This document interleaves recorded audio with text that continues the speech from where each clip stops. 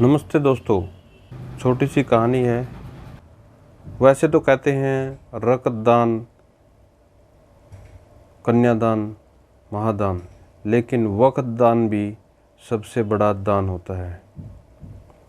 ये कहानी है उन 4 दोस्तों की जिन्होंने +2 की पढ़ाई करने के बाद सभी ने इकट्ठे होकर कुछ पैसे इकट्ठे किए और एक पार्टी की अरेंजमेंट करी। 4 दोस्त मनीष, संतोष, राहुल और प्रवीण 4 दोस्त थे। वो +2 की पढ़ाई करने के बाद एक होटल में पार्टी करते हैं और पार्टी चल ही रही थी। पार्टी में चलते चलते वो एक निर्णय लेते हैं कि अब हम 40 साल बाद हम इसी होटल में आकर के मिलेंगे और तब तक नहीं मिलेंगे। और उस दिन जो भी इस पार्टी में लास्ट में आएगा ये बिल उसको देना पड़ेगा। सभी दोस्त मौज मस्ती करके पार्टी करके चले जाते हैं और उन्हें इंतज़ार रहता है उस 40 साल के दिन और 1 जनवरी को सभी ने उसी होटल पर मिलना था, उसी जगह पर मिलना था। और जो ये बातें कर रहे थे उस समय वहाँ एक जो होटल का एक नौकर था वो भी ये बातें सुन रहा था। उसका नाम भोला था। भोला उन सब की बातें सुन रहा था और भोला कहता था कि अगर मैं इसी होटल में रहा और ज़िंदा रहा तो मैं भी आपकी पार्टी में शामिल हूँगा। पता ही नहीं चला कि 40 साल कब बीत गए और 40 साल में सबकी ज़िंदगी सेटल हो चुकी थी। संतोष जो था उसकी ज्वेलरी की दुकान थी और उसका अच्छा बिजनेस चल रहा था। मनीष ने जैसे कि अपने पिता का कारोबार आगे बढ़ाया था, उसका भी अच्छा बिजनेस चल रहा था। राहुल की कपड़े की शोरूम थे, उसका भी अच्छा बिजनेस चल रहा था कपड़े का। और चौथे नंबर पर था विनय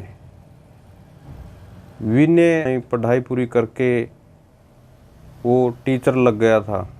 उसके बेटे को इतना काबिल बनाया था विनय ने कि वो पढ़ लिख कर कलेक्टर बन चुका था और इसी शहर का कलेक्टर बन चुका था। वो जब 40 साल पूरे होते हैं और 1 जनवरी का दिन होता है, वो चारों दोस्त एक एक करके उस होटल में आने लगते हैं। वो होटल अब पहले वाला होटल नहीं रहा था, अब वो होटल 5 स्टार होटल बन चुका था। और जो वहाँ कर्मचारी भोला नाम का कर्मचारी था वो अब उस होटल का मैनेजर बन चुका था।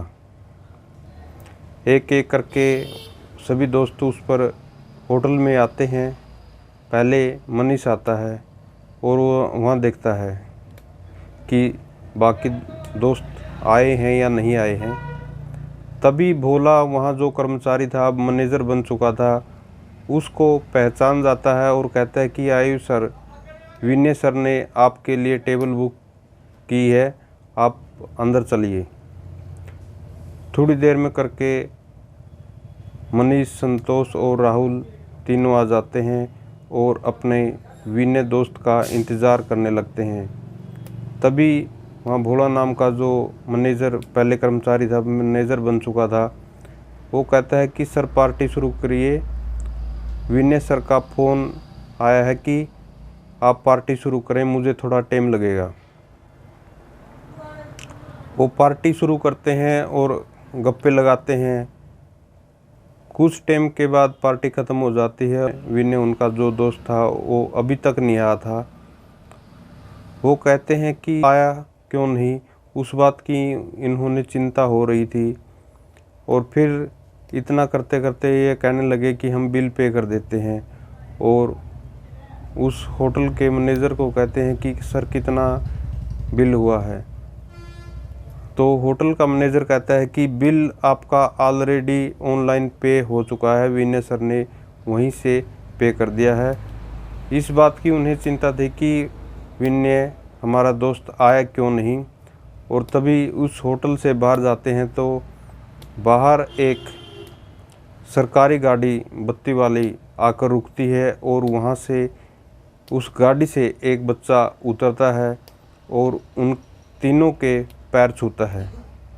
कहता है कि विनय नहीं आया, मैं विनय का लड़का हूँ और मेरे पापा टीचर थे और उन्होंने मुझे इस काबिल बना कि मैं इस शहर का कलेक्टर बन चुका हूँ। पापा कैंसर के मरीज़ हो चुके थे।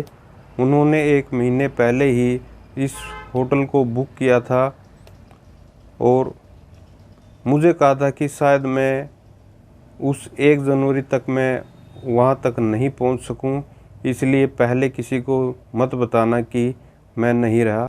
पापा ने मुझे बताने से मना किया था ताकि पार्टी में कोई कठिनाई ना हो। फिर अगर मुझे पहले बता देते तो पार्टी अच्छी नहीं होती। सभी दोस्त कहने लगे कि हमें इस चीज़ का बहुत ही बड़ा दुख हुआ है कि हमारा दोस्त इस दुनिया में नहीं रहा। अब हम 40 साल की में नहीं, हम 40 दिन में मिलेंगे। दोस्तों, यह कहानी मनीष, राहुल और विनय की, संतोष की नहीं है। ये कहानी हमारी अपनी है। हम अपने मित्र प्यारे को यही सोचते रहते हैं कि हम किसी फंक्शन में मिलेंगे। सभी को जब भी हमारा दिल चाहे सभी के साथ मिलना चाहिए। अगर आपने ये कहानी अच्छी लगी है तो दोस्तों को शेयर करें, कमेंट करें, शेयर करें। नए हो तो इस चैनल को सब्सक्राइब करें। थैंक यू दोस्तों।